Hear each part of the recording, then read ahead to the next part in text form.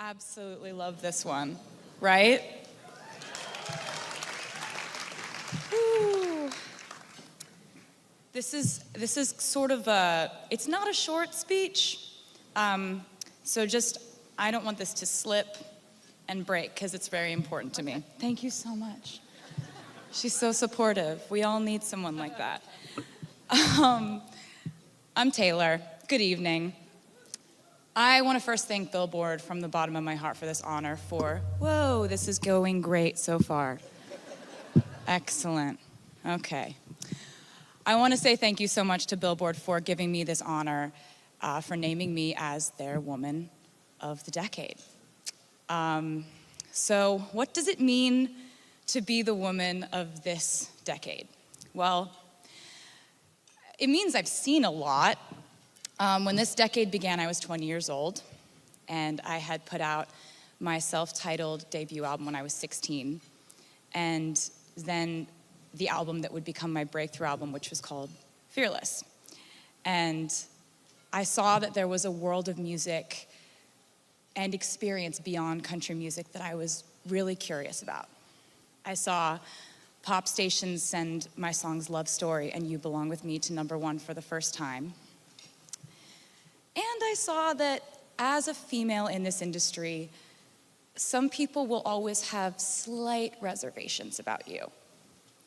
Whether you deserve to be there, whether your male producer or co-writer is the reason for your success, or whether it was a savvy record label. It wasn't. I saw that people love to explain away a woman's success in the music industry. And I saw something in me change due to this realization. This was the decade when I became a mirror for my detractors. Whatever they decided I couldn't do is exactly what I did. Oh, I'll take it. Thanks. Whatever they criticized about me became material for musical satires or inspirational anthems. And the best lyrical examples I can think of are songs like Mean, Shake It Off, and Blank Space. Basically, if people had something to say about me, I usually said something back in my own way. And this reflex dictated more than just my lyrics. When Fearless did win Album of the Year at the Grammys, and I did become the youngest solo artist to ever win the award, with that win came criticism and backlash in 2010 that I'd never experienced before as a young new artist. All of a sudden, people had doubts about my singing voice. Was it strong enough? Was I a little bit pitchy? All of a sudden, they weren't sure if I was the one writing the songs because sometimes in the past I had co-writers in the room. At that time, I couldn't understand why this wave of harsh criticism had hit me so hard. I believe a popular headline back then was "A swift backlash," which is clever, you gotta give it to him. And now I realize that this is just what happens to a woman in music if she achieves success or power beyond people's comfort level. I now have come to expect that with good news comes some sort of pushback, but I didn't know that then.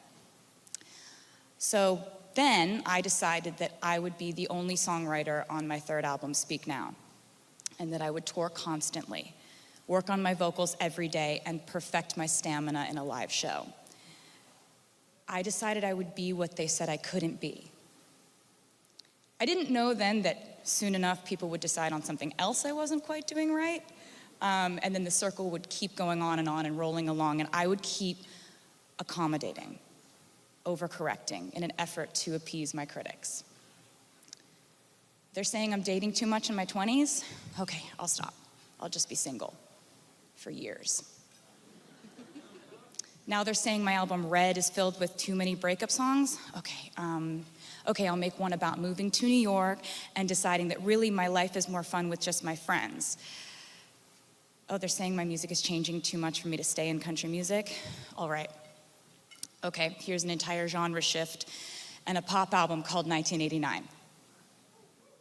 Ah, you heard it? Sick. Now it's that I'm showing you too many pictures of me with my friends. Okay, I can stop doing that too.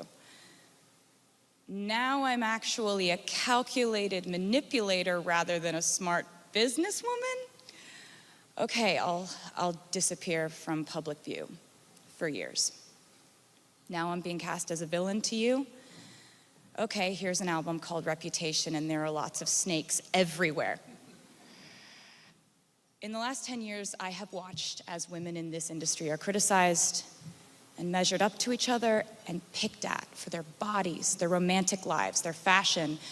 Or have you ever heard someone say about a male artist, I really like his songs, but I don't know what it is. There's just something about him I don't like. No, that criticism is reserved for us.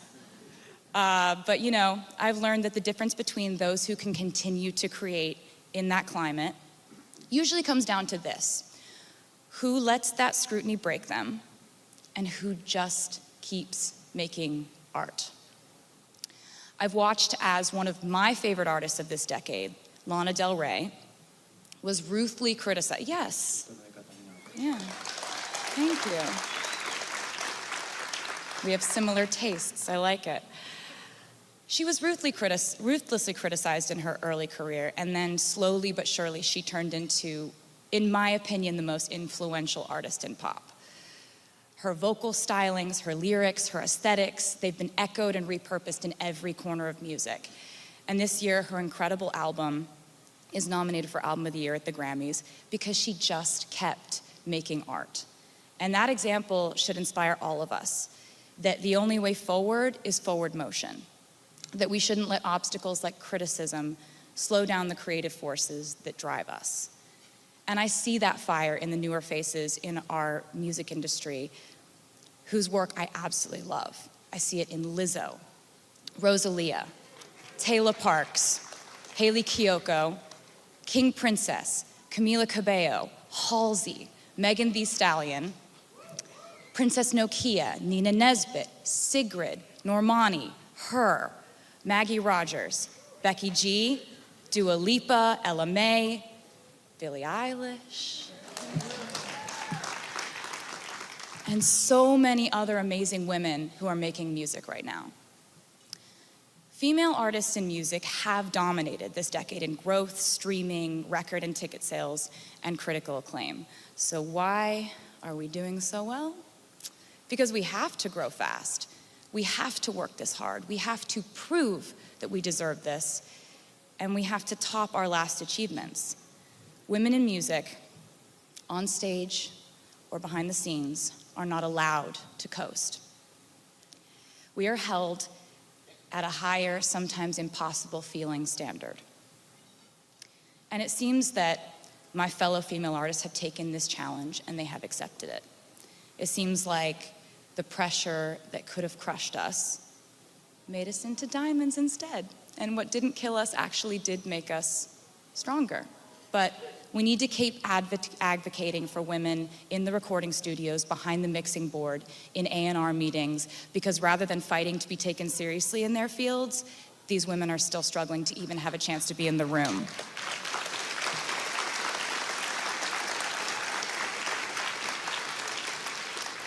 We now find ourselves fully immersed in a vast frontier that wasn't around last decade, and that is the streaming world. In music, we're always walking hand in hand with technology, and sometimes that is so awesome, like how now we're able to just drop a song that we made yesterday. I've spoken out in the past about the future of revenue flow for creators and the songwriters and producers who are being left behind due to these rapid shifts and changes. I still don't think that record contracts or producers' agreements have fully caught up.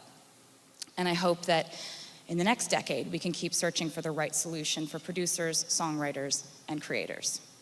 Don't you?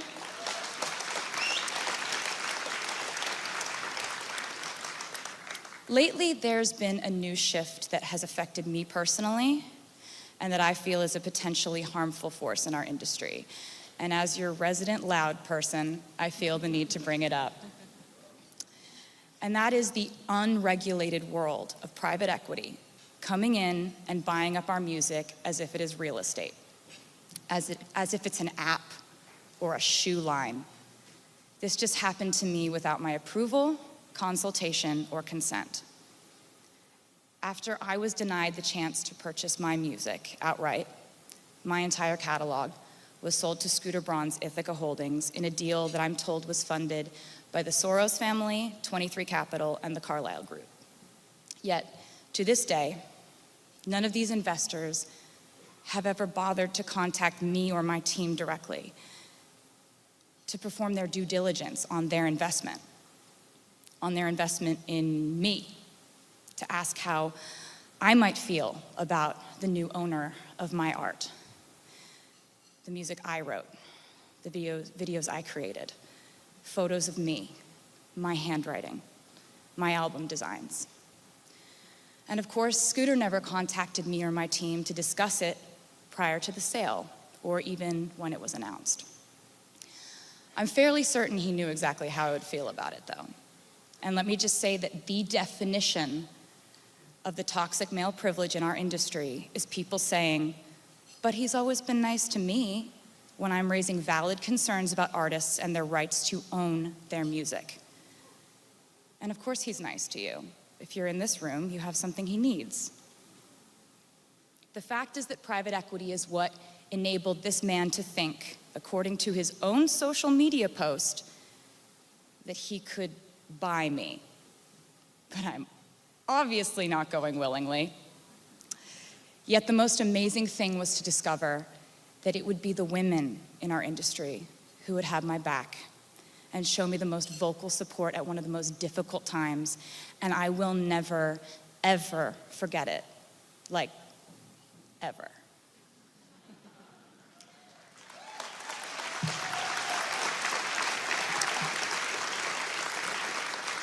But to conclude, I will say that in 10 years I've seen forward steps in our industry, in our awareness, our inclusion, our ability to start calling out unfairness and misconduct.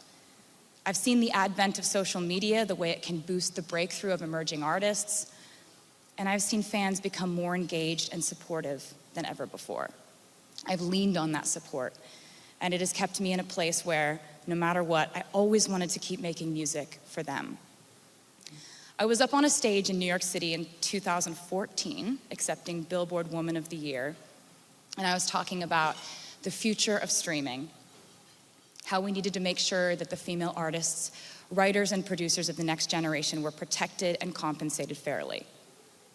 This was before my record deal with Universal last year that would contractually guarantee that the artists on their roster be paid upon any sale of their Spotify shares, unrecoupable.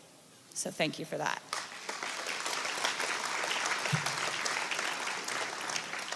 This speech I'm referring to was on my 25th birthday, and I'm about to turn 30 tonight. Woo!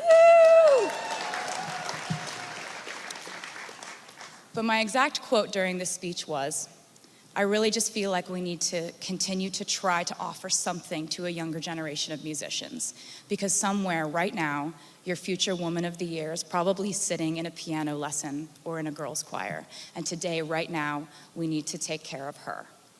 I've since learned that at that exact moment, an 11-year-old girl in California really was taking piano lessons and really was in a girls' choir.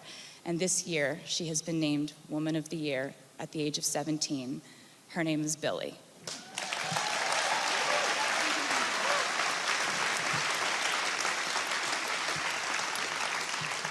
And those are the stories we need to think about every day as we do our jobs within this industry.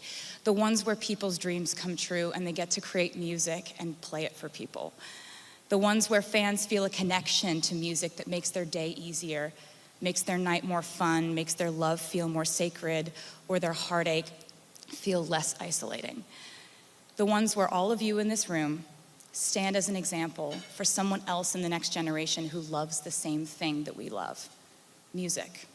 And no matter what else enters the conversation, we will always bring it back to music. And as for me, lately I've been focusing less on doing what they say I can't do and more on doing whatever the hell I want. Thank you for a magnificent happy, free, confused, sometimes lonely, but mostly golden decade. I'm honored to be here tonight. I feel very lucky to be with you. Thank you so much.